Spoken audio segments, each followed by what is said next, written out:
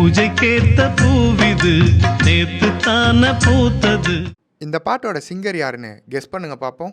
உங்களில் பெரும்பான்மையானவங்களோட ஆன்சர் இளையராஜா அப்படின்றது தான் இருக்கும். ஆனால் அதான் இல்லை. இளையராஜா அவர்களுக்கும் அவரோட தம்பி கங்கை அமரன் அவர்களுக்கும் ஏறக்குறைய ஒரே மாதிரியான வாய்ஸ் டோன் இருக்கிறதால நம்ம கங்கை அமரன் அவர்கள் பாடின பாடல் எல்லாத்தையுமே இளையராஜா பாடினதை நினச்சிக்கிறோம். தடயங்கள் தேடி வருகிறேன் அன்பே. பூஜைக்கேத்த பூவிது நேத்து தான பூத்தது.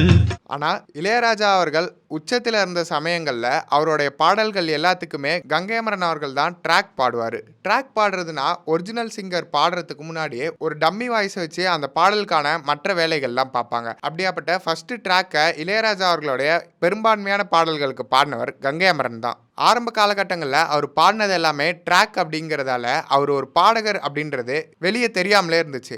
ஆனால் அதை தாண்டியும் கங்கை அமரன் என்கின்ற ஒரு பாடகர் தமிழ் சினிமாவுக்கு பல ஹிட் பாடல்களை பாடியிருக்காரு. உதாரணமாக பரதேசி படத்தில் வர செந்நீர் தானா, திமிர் படத்தில் வடிவேலு அவர்கள் பாடுற கொப்புரானே பாடல் எல்லாமே கங்கை அமரன் அவர்கள் பாடினது தான். இப்படி பன்முக திறமை கொண்ட கங்கை அமரன் அவர்கள் இதெல்லாம் பண்ணியிருக்காரு அப்படின்றதே நம்மள பெரும்பாலானவங்களுக்கு தெரியாமல் இருக்கிறது ஒரு மிகப்பெரிய வருத்தமாக தான் இருக்குது. இந்த கங்கை அமரன் வாரத்தில் அவரை பற்றின தெரியாத பல தகவல்களை தெரிஞ்சுக்க சினிமா போகன் சேனலை சப்ஸ்கிரைப் பண்ணுங்கள்.